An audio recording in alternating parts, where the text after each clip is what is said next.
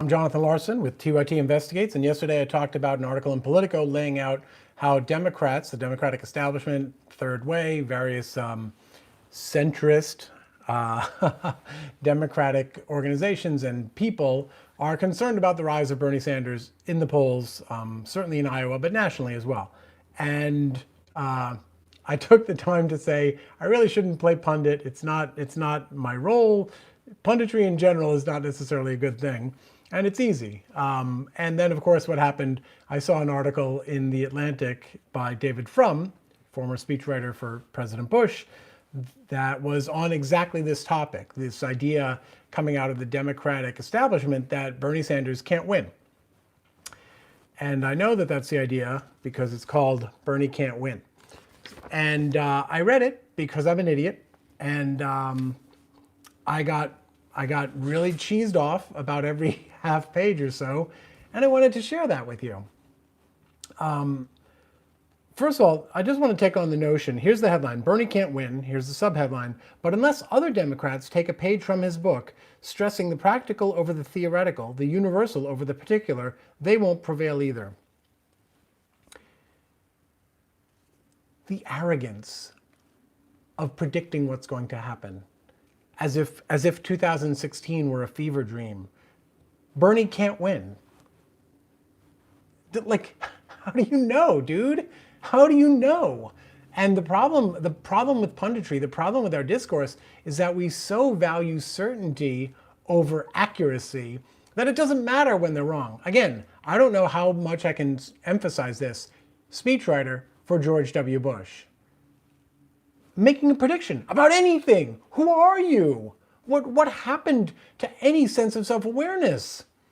And then he says, unless other Democrats take a page from his book, stressing the practical over the theoretical, the universal over the particular, they won't prevail either.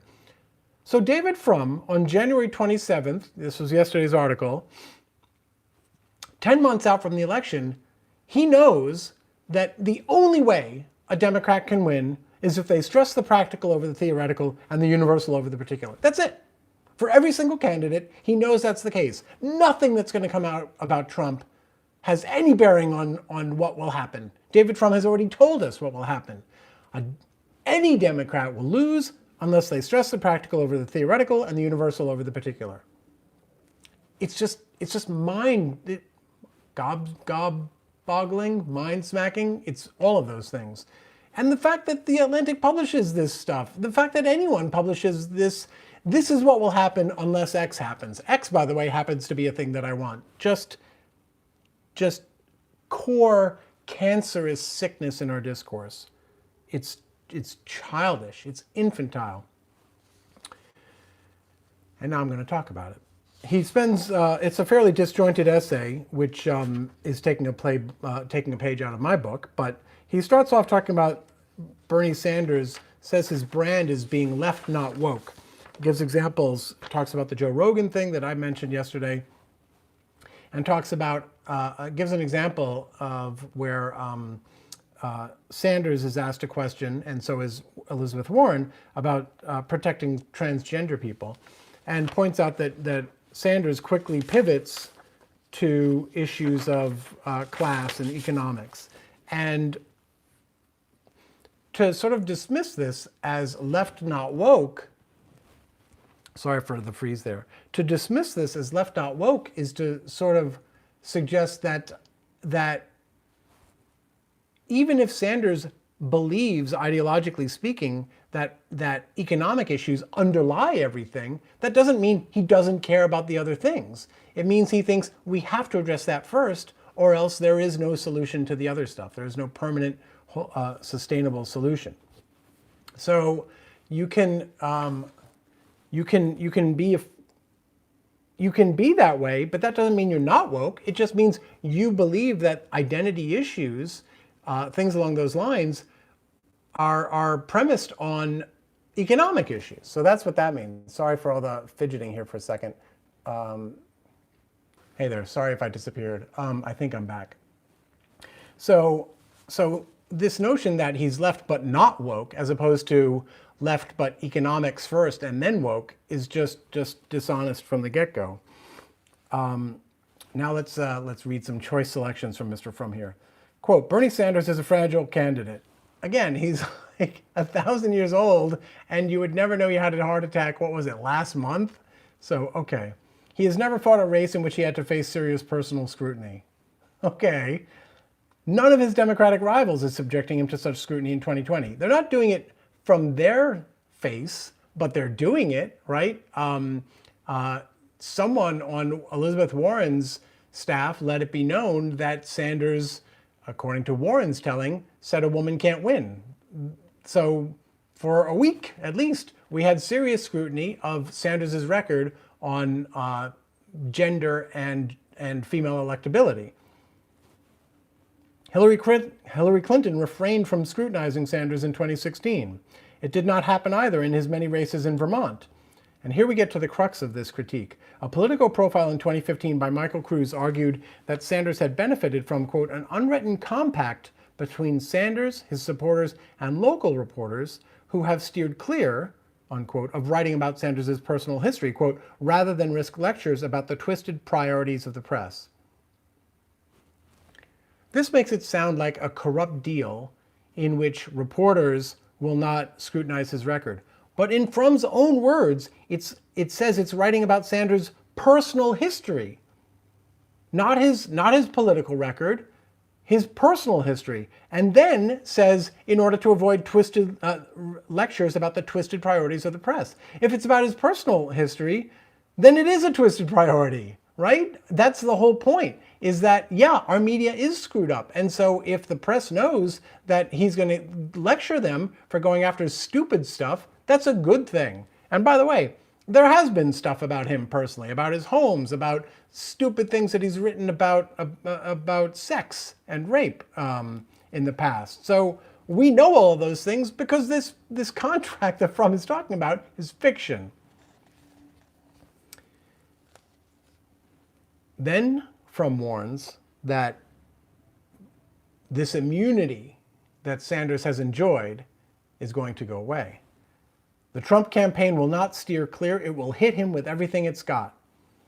As if they weren't taking shots in the 2016 campaign, as if they aren't already now, as if they've got a secret A-bomb that can obliterate Bernie Sanders, but have deftly chosen not to use it before now. This is referring to the Trump campaign again. It will depict him as a communist in the grip of twisted sexual fantasies, a useless career politician who oversaw a culture of sexual harassment in his 2016 campaign. First of all, the Trump campaign is going to depict anyone. The Republican Party is going to depict anyone because that's what they do, who runs as a Democrat, as a socialist, as a communist. This is, ask Barack Obama. He was a communist. He was a socialist, according to the Republican Party. What Democrat would not be hit with charges of socialism for not wanting to see people die in the street, whatever it might be, their mechanism for it? And I'll get to the sexual stuff in a moment. Through 2019, Donald Trump and his proxies, I wanted to make one other note. The Trump campaign, Frum says, will hit Sanders with everything it's got. No, they won't. They will hit any Democratic nominee with everything they've got and with stuff they don't got, right? Let's not forget that BS floods the pipelines every single presidential election. So whatever degree of kernel of truthness you can find that might provide the source for that down the road is irrelevant, because they're going to take whatever they can come up with and gin it up into the most maximalist version of scandal or extremism or un-Americanness or whatever. Just ask Kenyan Barack Obama. Through 2019, Donald Trump and his proxies hailed Sanders as a true voice of the people, thwarted by the evil machinations of the Hillary Clinton machine. They will not pause for a minute before pivoting in 2020 to attack him as a seething stew of toxic masculinity whose vicious online followers martyr the Democratic Party's first female presidential nominee. In David Frum's mind, it's not only conceivable, but likely that Donald Trump is going to specifically, calculatedly, make this a conversation about toxic masculinity. And that Donald Trump is going to come to the defense of Hillary Clinton. As if there is no possible pushback on that. As if there's nothing Bernie Sanders could possibly say if Donald Trump said, your supporters treated Hillary Clinton badly. What can you possibly say to Donald Trump about treating Hillary Clinton badly? What could you possibly say to Donald Trump if he raises the issue of you writing some twisted sexual fantasies in the 1970s? Fantasies written, not crimes committed, but fantasies written. What possible thing could you say to Donald Trump? What possible tape could you play to Donald Trump in that event? The idea that even Trump is stupid enough to make sexual issues, to make treatment of women an issue in this campaign is hilarious. Now we get to Democrats not liking him. Clinton told Jeffrey Goldberg, this is Hillary Clinton, Clinton told Jeffrey Goldberg, the Atlantic's editor-in-chief, that Sanders, alone among the Democratic aspirants in 2020, had refused to meet with her. If Sanders wins the Democratic nomination, you will hear Clinton's negative assessment of him repeated so often by pro-Trump talkers that you will almost think Clinton is Trump's running mate. Let's say that's true. Let's say they commit to that strategy. I'm Donald Trump, and I want everyone to listen to Hillary Clinton, right? Because I'm so well known for asking people to listen to other people, especially women. So that happens. This is a reality now. And everyone starts listening to Hillary Clinton because I've asked them to. And it happens so much that people will almost think Clinton is Trump's running mate. Whose vote does that move? Do we really think that actual Clinton fans, and yes, by the way, there are still some, and they are a non-trivial portion of the Democratic Party. A lot of people out there liked and still like Hillary Clinton. Do we really think they're going to vote for Donald Trump? Honestly? And if they are, don't we think that Hillary Clinton will have something to say about that? Don't we think that other Democrats will have something to say about that? Let's say for one split second that starts looking like a reality. Is Hillary Clinton really going to remain silent as opposed to coming out and saying, I don't have to like Bernie Sanders personally. I don't have to be happy about how he ran, but I can acknowledge that a Bernie Sanders presidency would be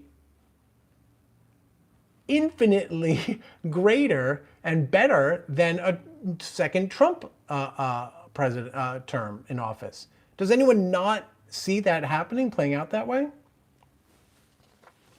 Trump will terrorize the suburban moderates with the threat that Sanders will confiscate their health insurance and stock holdings, if not their homes.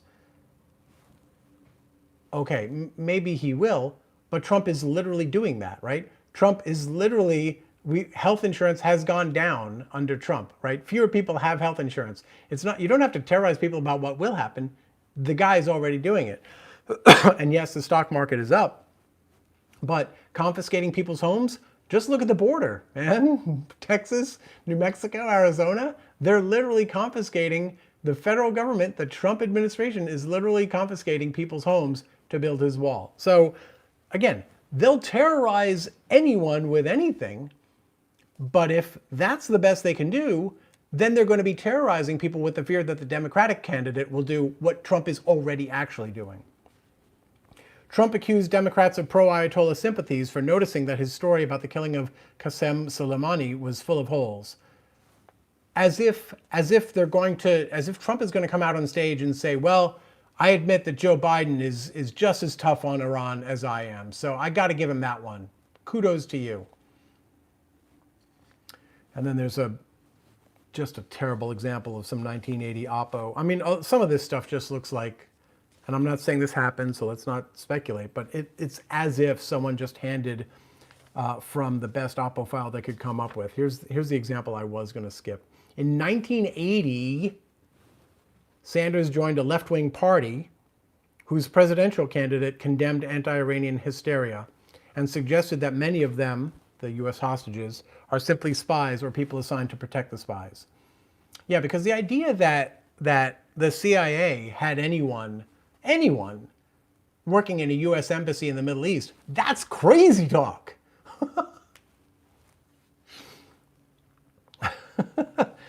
And it'll be fun to see Trump pivot to this notion of protecting now the U.S. intelligence community, the deep state he's been running against for 3 years or whatever.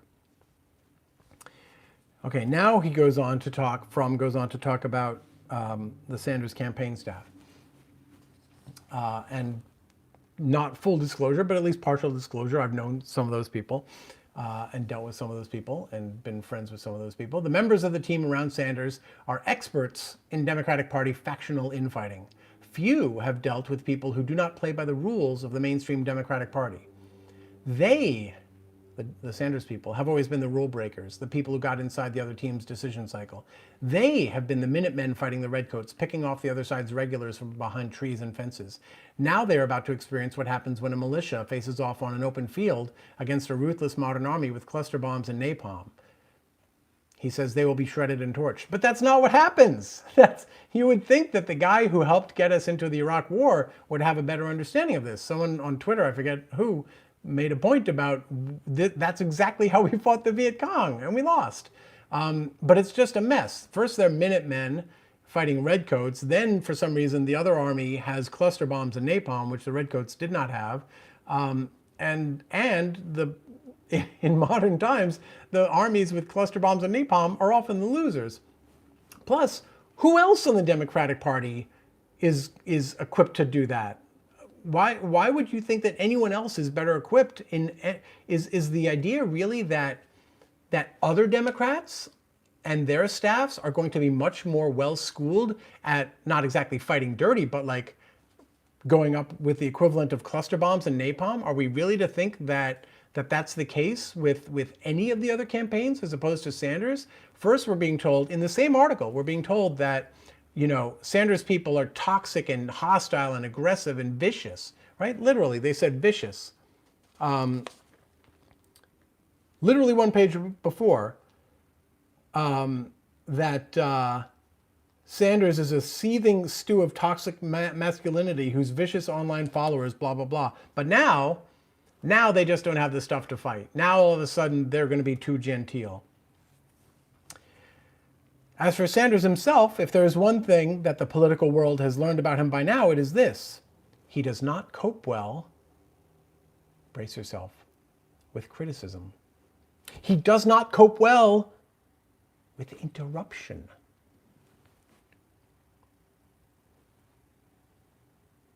Cory Booker is no longer in the race. Cory Booker dealt adroitly and graciously with criticism, with interruption. There is no indication whatsoever, there is nothing in recent modern American history to suggest that what the American electorate is yearning for is a presidential candidate who copes well with criticism and interruption. I don't even understand the point he's making there. The Sanders campaign is a bet that the 2020 race can be won by mobilizing the Americans least committed to the political process while alienating and even offending the Americans most committed to it. Now, this is sort of a callback to what Frum said earlier about suburban women, black women being the base of the modern Democratic Party. Black women particularly, not suburban women so much, although he says suburban women shows up. But the reality is that the Americans who are most committed to the political process are the people who spend hundreds of millions of dollars employing and wielding an army of lobbyists to get what they want out of that political process. That's commitment, right?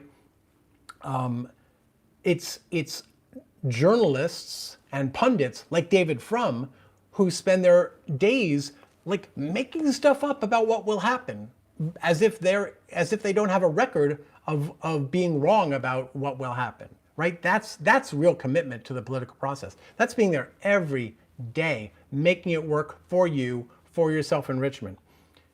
The idea that an American presidential candidate shouldn't be working their butt off not just to mobilize the Americans least committed to the political process, but to connect them to the political process, right? It's less about mobilizing than it is simply explaining to people, here's how politics affects your lives. Here's how voting, whether or not you like who you vote for, is going to make a difference in your life one way or the other. I talk a lot about this great article, I think it was the Chicago Tribune, did about Keith Ellison's, one of Keith Ellison's races, where he won by doing exactly this. They mobilized the Americans least committed to the political process by literally talking to them about their Social Security check and asking them, do you know where it comes from and why you get one every month? And most people, I shouldn't say most people, but in the article, the people they were talking to, it was just a thing that you take for granted.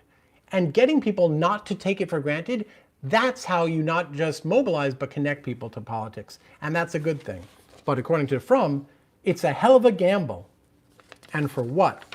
And by the way, it's a gamble that Donald Trump won, so I'm not sure where we get to say that it's a hell of a gamble.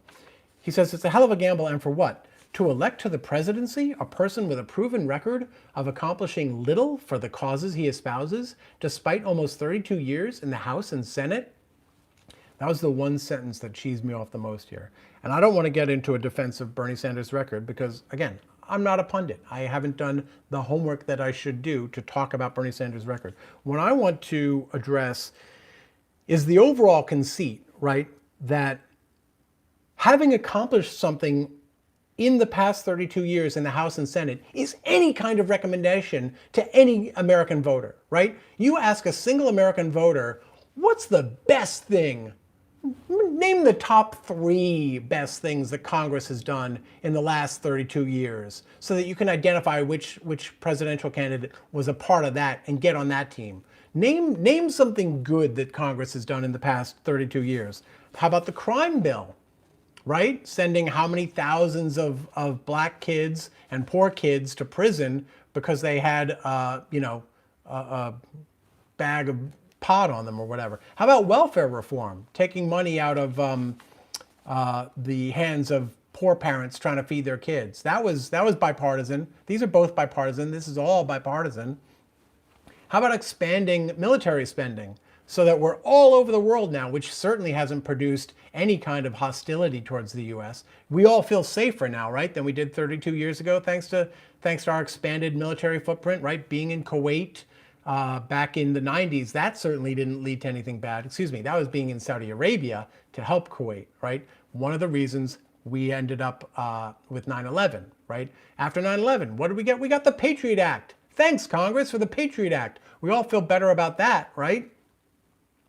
We got the Commodity Futures Modernization Act. Yay! They've modernized commodity futures trading. And what did that give us? That gave us $4 a gallon gas. Awesome modernization. Way to go. We also got Gramm-Leach-Bliley. What did that do? That undid FDR's firewall between commercial banks and lending banks, meaning your average Main Street savings loan and your investment banks. Basically, Wall Street and Main Street blew up the firewall between them, which gave us the collapse of the global economy. Yay, bipartisan. Thanks, House and Senate. And then there's rolling back voting rights and other stuff. Have they passed some decent stuff? Absolutely. Violence Against Women Act. There was something else. Criminal justice reform under Trump. That was a good thing. Undoing the crime bill. So this notion that Bernie Sanders it's a detriment in voters' eyes that he doesn't have a big record of being part of these big landmark bills, all of which, I didn't even talk about eroding labor rights, which goes back 40 years. All of that has been done bipartisan in Congress, thanks to the people who are the most committed to politics, right? That's Wall Street at work. That's big business at work. That's corporate interests at work. That's who's been getting bills through Congress. So the idea that Bernie Sanders hasn't been a leader in that effort and therefore Americans won't love him, are you out of your mind? Tell me what bills Donald Trump got passed.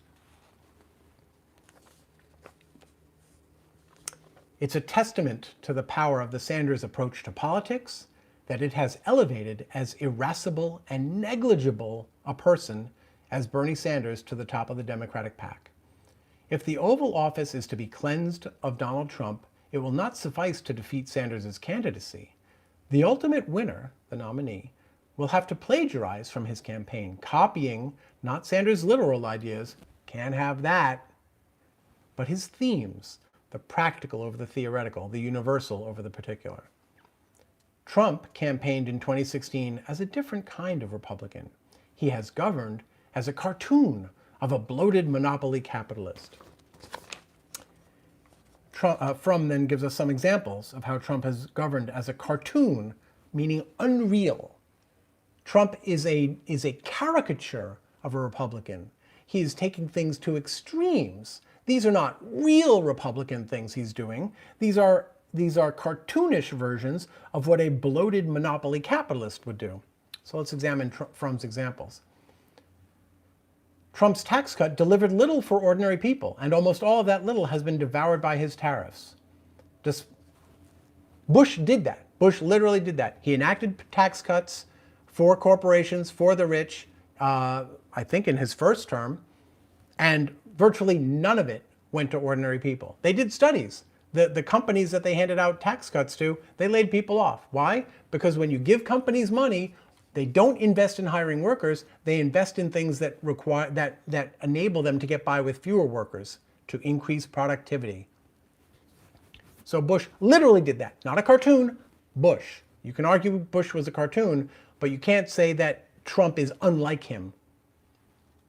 If Trump is a cartoon, then Bush is a cartoon.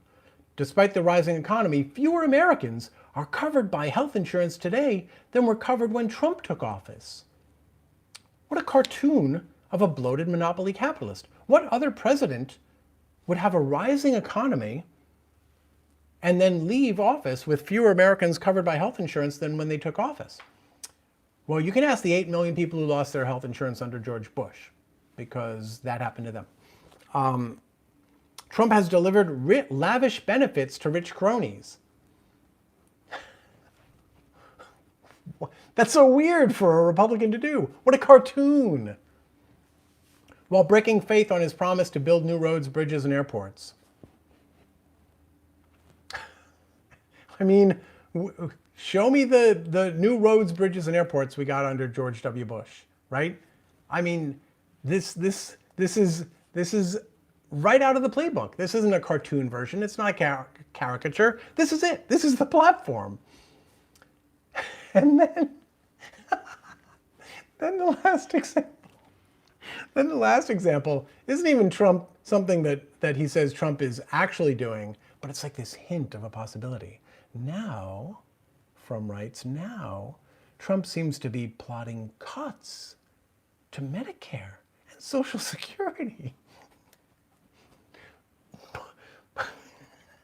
Bush literally went on a tour to cut Social Security. He went on a tour and held rallies to talk about how important it was to cut Social Security. But Trump is a problem because he seems to be plotting to do that. There's a famous to me anyway, there's a famous encounter that Bush has during one of these rallies where he invites a woman up on stage, a Republican, a Bush supporter, and he talks to her about her financial situation. And it turns out he says, I don't remember how it comes up, but he says something like, how many jobs do you have? She says, I have 3 jobs because my son is sick and I have to work to support him. She's not complaining because that's oxygen, right? She doesn't see that that's a problem. She's not happy about it, but she's thrilled to meet the president. She's like, I work 3 jobs. I'm working really hard, I swear. I'm really proud of the fact that I do all this work. I love my son, so I'm really happy about this situation. Why? Because I don't see that it doesn't have to be that way. And Bush's response is, that's fantastic. That's uniquely American. If you watch closely, there's like a glimmer of, what have I done? But he catches himself and he praises her character rather than addressing the morass, the toxic, vile, dysfunctional system that has done this to this woman and her son, who she never sees, who's growing up, or maybe it was a grown person, I don't remember, but it's destroyed that any kind of family relationship they've had there, just so she can keep her son alive. And Trump seems to be plotting to do the same thing. Then Frum says, these are the points of vulnerability. You think? Listing them is easy. Exactly. Pressing them, meaning pressing these points in the campaign, is hard, because to press them successfully, candidates must first establish an emotional connection with the voters they hope to sway. This kind of infantilized view of the American electorate is just infuriating. This notion that voters are only going to listen to you if they first have passed the "would you like to have a beer with that president, with that candidate" test. As opposed to, wait a minute, I don't know who this Bernie Sanders guy is, but you're saying an actual senator has been saying for decades that in America, I don't have to go bankrupt if I get sick, that I can afford to send my kid to a good school. And this person points out that Europe, most of Northern Europe has this, as well as many other countries. Are they really going to say at that point, well, hold on. Is he cool? No one cares. Yes, some people care, but that's the, David Frum cares, right? Okay? Most people are concerned about their ability to take care of their family. Do they have to work 3 jobs and never see their son? Are they safe? This goes to identity politics, social justice, transgender issues, issues of race, homophobia, all of that. Most people with skin in the game, literally or metaphorically, they don't have the luxury of sitting there and thinking, do I want to have a beer with this guy? It's more like, can I afford to buy a beer? Am I safe at the bar, or is some freaking yokel going to take me out back and do something horrific to me? That's what they're thinking. Then he concludes, there are many ways to divide the Democratic field, by ideology, by gender, by ethnicity, by age. But perhaps the most important is this. For Buttigieg, for Bloomberg, as for me, and very likely for you, reader of The Atlantic, one of the most decisive days of our lives was the day we received the fat envelope of acceptance from a selective educational institution. So we know now who he's talking to, right? That's his audience. Us. It's just us. Bernie Sanders and Joe Biden speak to Americans for whom the fat envelope, thin envelope decision means little, if it means anything at all. And I'm going to pause for a minute. The fat envelope, thin envelope thing is typically, for the Atlantic reader, is not about whether I will get a fat envelope. It's, will I get the fat envelope from the school I want? Most of those future Atlantic subscribers, please enjoy your tote bag, are not concerned about whether they will get into one of these selective schools. They want to know, are they going to get their first choice? But there are millions of other Americans who also remember that day because they were hoping for at least one, just one frickin' thick envelope, and got none. All right? That matters to them as well. Even if you didn't get a fat envelope, that decision whether to give you one is still hugely important. Probably more important than for all the people who got 1 or 2 or 3 or 4. Maybe from their favorite, maybe not. My safety school. Bernie Sanders and Joe Biden speak to Americans for whom the fat envelope, thin envelope decision means little, if it means anything at all. It's not accident or name recognition that explains why they lead the field. They are both being carried by something big and real. The challenge for the person who will succeed in beating Trump in 2020 is not merely to ride that force, but to guide it. Meaning, of course, to guide it in the way that David Frum says it should happen, because Bernie, as he established with the same degree of foresight and intellect and integrity that David Frum informed us that Iraq was part of an axis of evil. So, with that, I want to pivot now and say that I did it again. I pundited again today. And as I said, it's like, it's easier to do that than it is to actually sit down and do the research on something. And with that, on that note, I want to share something that Sherry wrote. If you're not a regular, Sherry is, and she posted something in the comments yesterday after I raged on about the Democratic. Oh, sorry, back up. One more thing I wanted to add. We're seeing reports today now that Wall Street actually is starting to gin up a serious anti-Bernie effort. So the Bernie thing from David Frum, the police and the piece in Politico yesterday, the Democratic establishment starting to worry. Obviously, those were foreshadowers of an actual effort, which is coming from Wall Street. But anyway, so Sherry wrote something yesterday, really knocking me around for my attempt at punditry, which I want to read to you in full. Much as it pains me. Sherry writes, so yesterday I talked about, the Politico article talked about the ways that Sanders and Warren were treated differently on Medicare.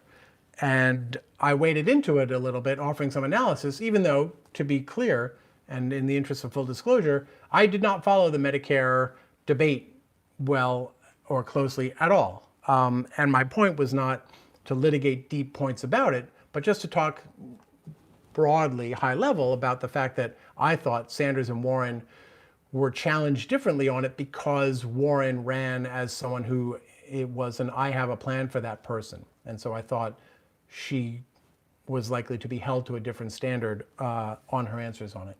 Sherry takes me to task for this. You have the Medicare for All thing wrong.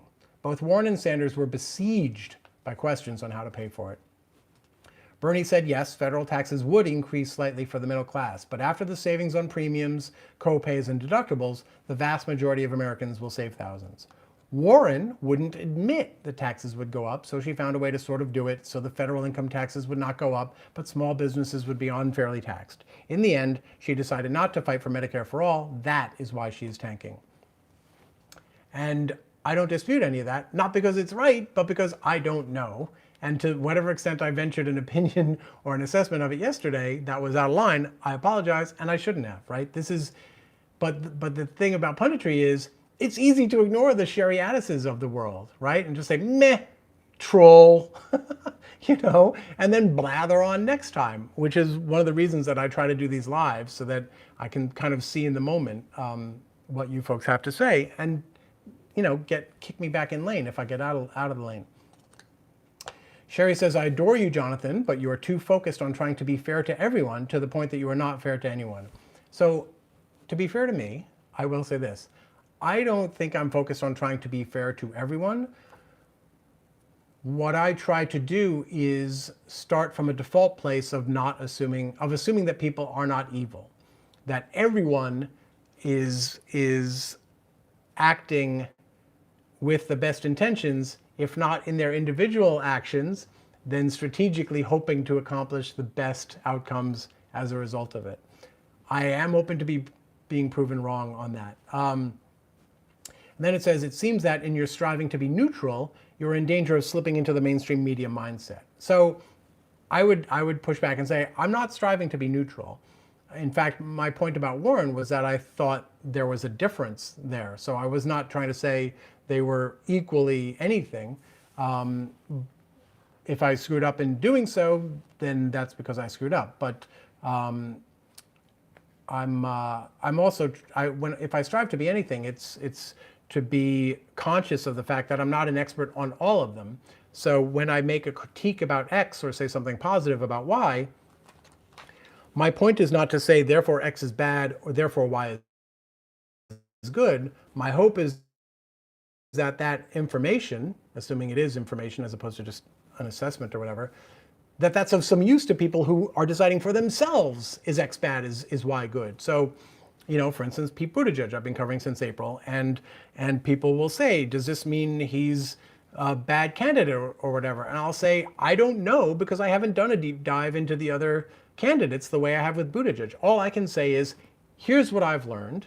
I certainly think this raises questions about X, Y, and Z, and I might have my personal opinions about how some are better on other policies or whatever, but I'm not equally qualified to render a relative judgment about all of them. So It's less, I think, about wanting to be neutral, about wanting to be neutral, and more about wanting to avoid being wrong or misleading someone. And then Sherry adds an edit at the end and says, wow, leaving out the grassroots movement in the potential for change is another example of mainstream media's tendency to choose information which fits their narrative, but does not give equal weight to the rest of the story. Today was a fail, Jonathan, an epic fail. And then you can't really see it, but there's a sad face with a tear. I couldn't tell whether it was an angry face until I printed it out and I saw, oh, yay, yay. She's not mad at me. She's just literally so sad at my failure that she's crying. So I apologize for that, Sherry. I did leave out the grassroots movement. But the reason I left out the grassroots movement was because I was talking about one specific thing. I was talking about the DNC, the Democratic establishment, as a force for change in the party. So the fact that I left out the grassroots potential doesn't mean I'm blind to it. It just means I wasn't talking about it at that moment. And in fact, I would say it's the power, the potential power of the grassroots is sort of implied when I'm pointing out precisely the fact that the Democratic establishment isn't capable of leading anyone. And to indulge in being defensive for a minute, I'll also say that maybe the first or second episode that I did of Up with Chris Hayes, when we had a weekend show on MSNBC, was about Occupy Wall Street on the day that it began. And we talked a lot about that. And we had people from Occupy come back and be on the show after the fact. There was one where we had a member of Occupy sit next to a member of Congress and literally say, here's what should be in the next bill. Maybe it was a Dodd-Frank update or something like that. So if I leave something out, you can certainly say the conversation demanded that context. Absolutely fair opinion to have. I haven't gone back and watched it enough to have an opinion, but I certainly support you in that opinion.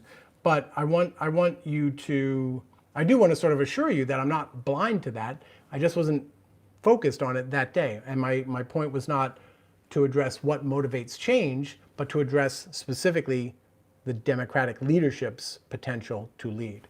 So that's my, oh, and let me add, I do feel bad that I let you down, Sherry. So I thank you for the kind words, and I thank you also for letting me know where I can do better. Thank you. All right. Let's see.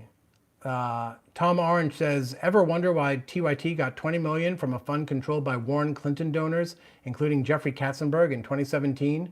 Democrat elites know that superdelegates would be abolished after what happened, or knew that superdelegates would be abolished after what happened.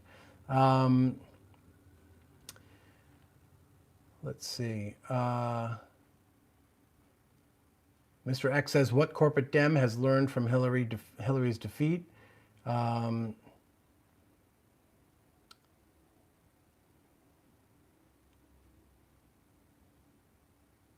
Let's see what you folks have to say here. Sorry, I'm you've put so many comments in that I'm kind of missing a lot of the threads. So maybe what I should do is go back and try from the start. Let's see.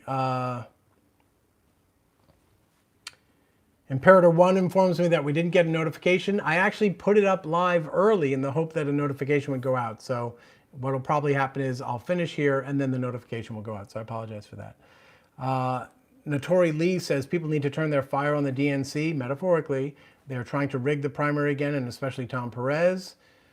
Imperator 1 says it seems as if there's an arrogance generally, and these people are never held accountable for their misfirings and failed predictions. That you're singing my tune there. As performance, and that's how a lot of these executives and producers see it, as performance,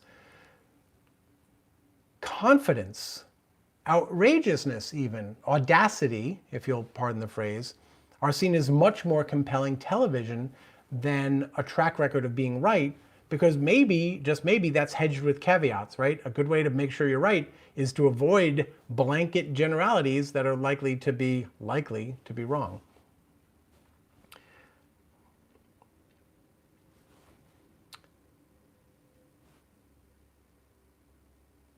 Jeffrey Callie, I hope I'm saying your name right, says Bernie expands the electorate, something the pundits never mention. Yeah, it's an interesting debate. I've had this discussion with friends too, who are not Bernie fans, who say, you know, look at the number of people who would vote for Trump if Bernie's not the Democratic candidate. And it's fair, I think, to be concerned that reflects something negative about Sanders. If people would be willing to vote for Trump, are they seeing something similarly negative in Sanders? That's one possibility. But another possibility is that those are people that he's pulling over from Trump, away from Trump. In other words, it's not that those are like toxic or bad Democrats. Maybe they're not Democrats. Maybe they are the Joe Rogans of the world who were not engaged whatsoever, but see enough worthwhile in Sanders to flip or to show up. My guess is it's a mix of both. Jason and Kids says, Bernie is the only one that can beat Trump, guaranteed, no doubt. Again, I would implore, my thesis for today is, doubt is our friend. We should have doubt. If we know that Bernie is going to win, then we don't have to work for it, right? Either in the primary or the general. If you know it, then it's, you know, it's predetermination. Nothing you need to do here. In the face of doubt, then there are things that may affect the outcome, in which case maybe you should do those things.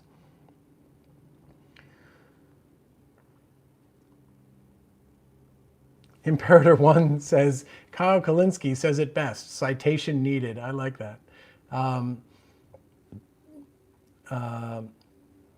Jason and Kid says, Biden will look weak against Trump in the debates. Maybe. We don't know, Jason. We don't know.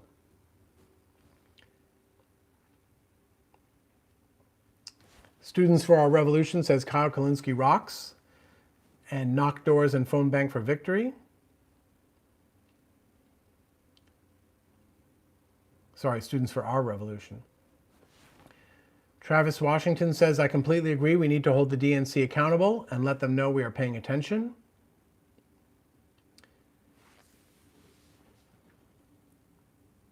Adam Catan says, knock on doors and talk to friends and family. They are the easiest to convince. Especially, I would say, if it's people who are apolitical, who are not likely to show up. Let them know there's something at stake. Are you worried about paying for your kids' college when you have kids? You should probably vote for Sanders or Warren.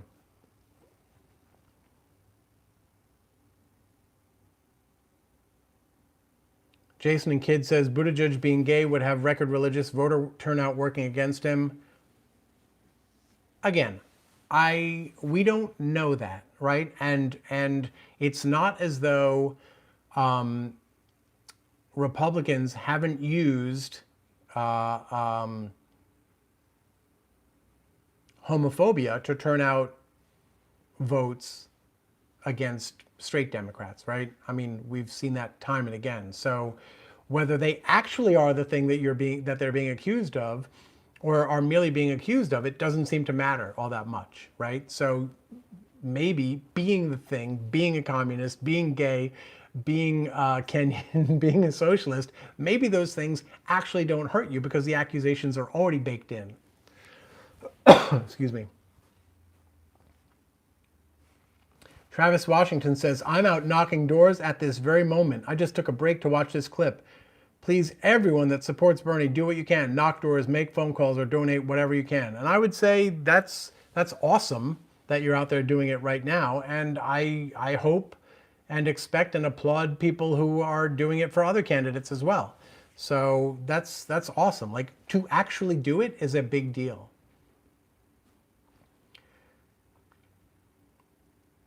Travis Washington says this corruption needs to end. We desperately need someone that actually wants to help people.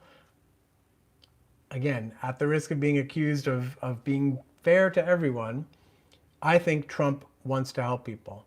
Or at least I think he wants to be thought of as wanting to help people. And I don't say that to mean he's a good person.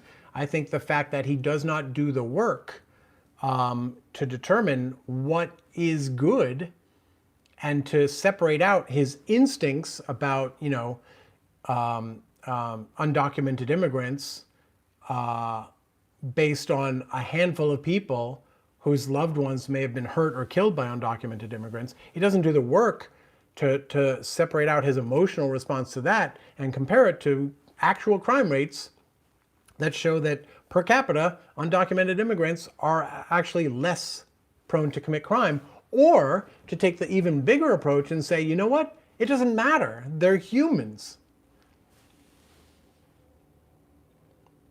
Sarah, sorry you were having trouble with the feed today. I hope that cleared up for you by the time you're hearing this, assuming you stuck around. Imperator 1 says people fail to see the personal flaws of other candidates because those candidates won't raise their taxes, or in the words of Biden, they won't fundamentally change anything. Sherry Addis says, I am converting Trump supporters weekly. That's amazing. That is amazing. I'd love to know what, I was going to say where you live, but don't take that the wrong way. I would love to know where you're converting Trump supporters, and I would love to know how. I hope you'll share that at some point, Sherry, if you're still talking to me.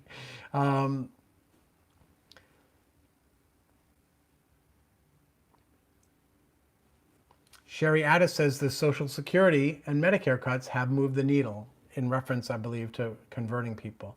That's the thing. Once you give people information in a way that they find credible, and if they trust your motives because they know you and they don't assume that you're trying to fool them,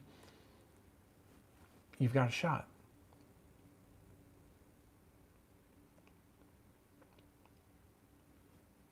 Travis Washington says, I'm doing my best, and I've also converted a few Trump supporters.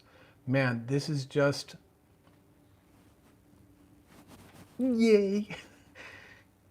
Not even for the partisan thing, but just the idea that people will change their minds, right? This is the drum I keep beating. One of the biggest problems plaguing the Democratic Party is this notion that every poll is scripture. It shall be ever thus until the end of time. That's not how humans work. Go meet some humans. People change their minds all the time. Look at Sherry. She used to adore me, and now I'm just an epic failure. So people can change their minds. So do that, right? Talk to them, engage. I'm kidding, Sherry.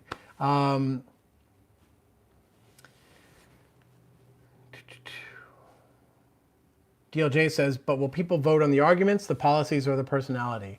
You probably know this better than I do, but the answer to that is yes. Like all of it, it's a stew, right? And all we can do is be responsible for the ingredients we bring to that stew, but we got to bring them.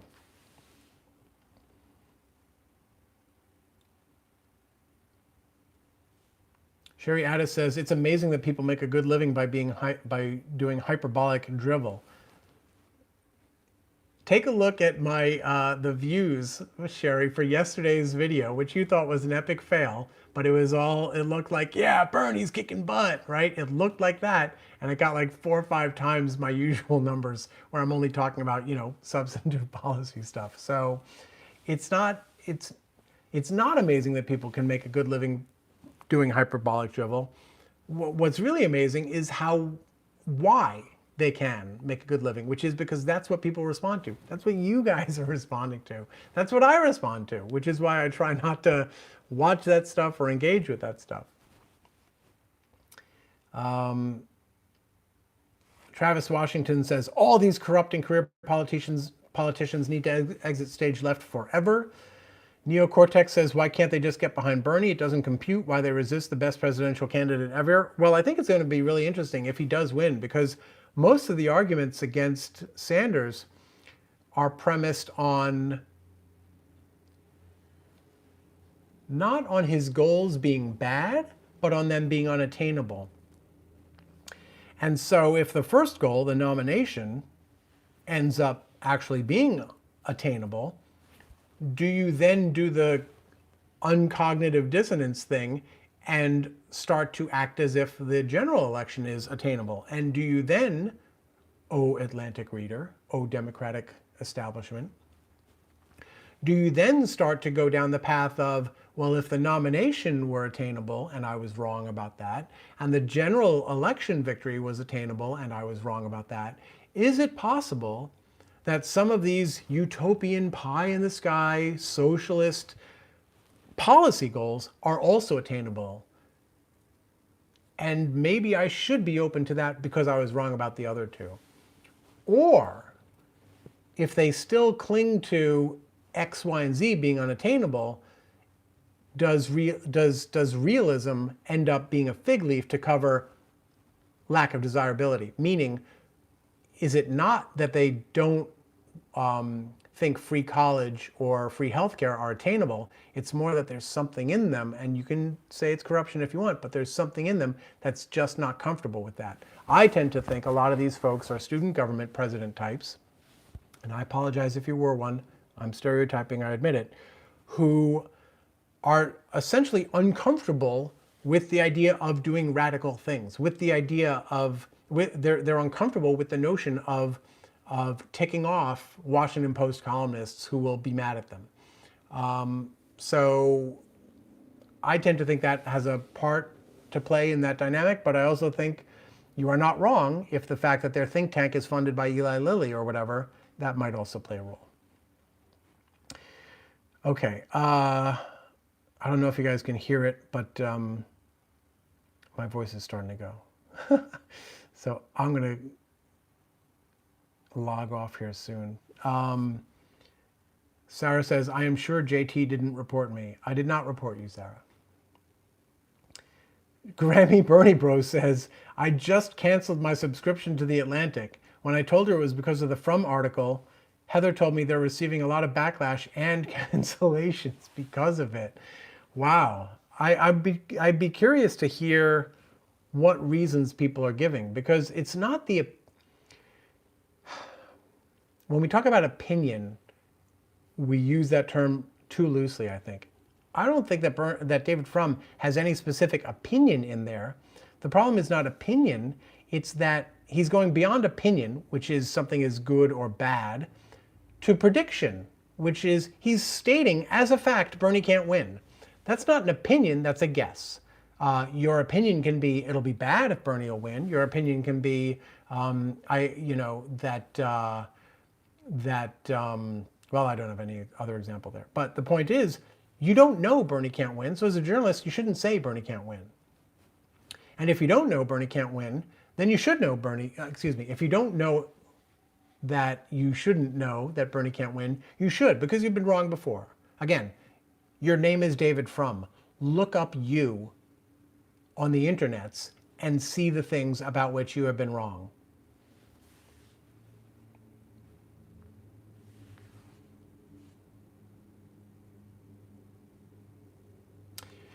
Jeffrey says, Bernie brings an entire generation to the polls that will sit out if they nominate another centrist. So I was thinking about this the other day because there was a lot of discussion online about the toxicity of comment from the Sanders people.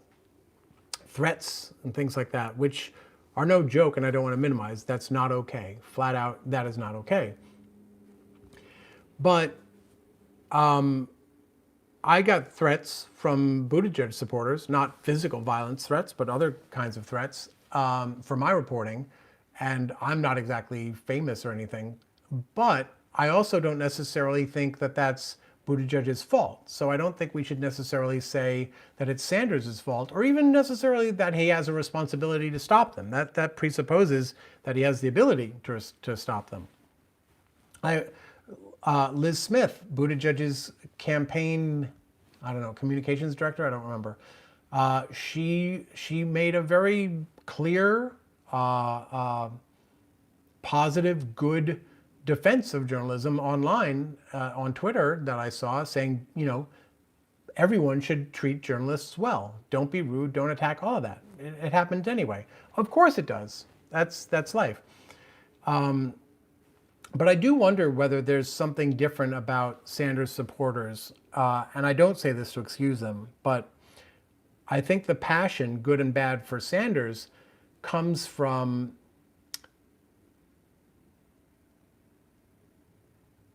the stakes. And I think for a lot of people who are passionate about other Democratic candidates, the stakes don't feel as dire. and they don't necessarily see things changing so much as they just hope to get rid of Donald Trump and get back to the way things were. And I think Sanders has a lot of people who see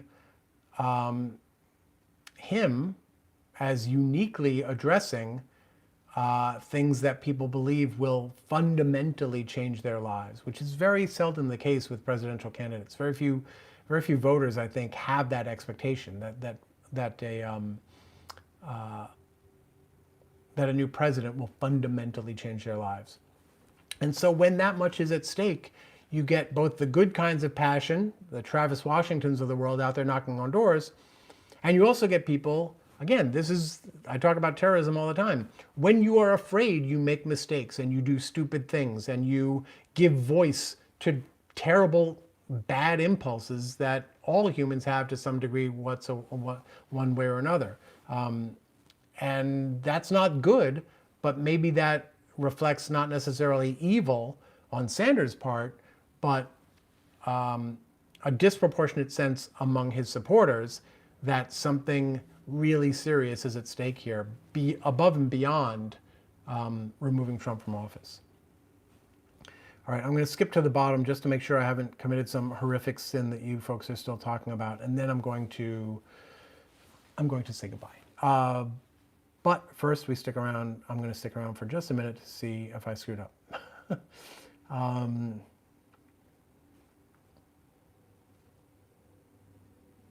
Karen Ola says opinions versus guesses. Good one, Jonathan. Thank you, Karen.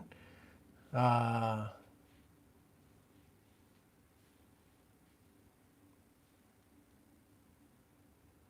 Orange says, please investigate the new app they are using for the Iowa caucus. Highly suspicious. Why haven't they done it in the past before Bernie? I would like to, Tom. Giant Panda says, how attainable are Bernie's policies if he were to win? There is one answer to that, which is I don't know. And then Giant Panda says, sorry, Giant Punda says, wouldn't both Republicans and establishment Dems fight even harder to undermine him? Maybe. They might, but I don't know.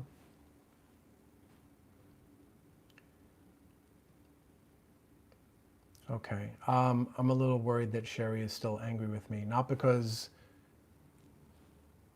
I don't want anyone to be angry with me, but because I value her opinion, and I'm hoping that that I was worthy of at least some redemption there.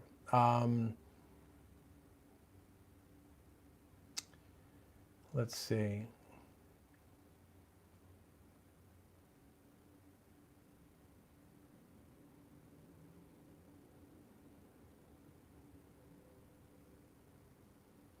I think we had some technical issues, just so you know, Sarah and others. At one point, I kind of futzed with the phone because I got a low power notice and I realized that the connection wasn't toggled quite right, and so I was losing power and I had to fidget with that, and I think that ended up freezing the stream for some point.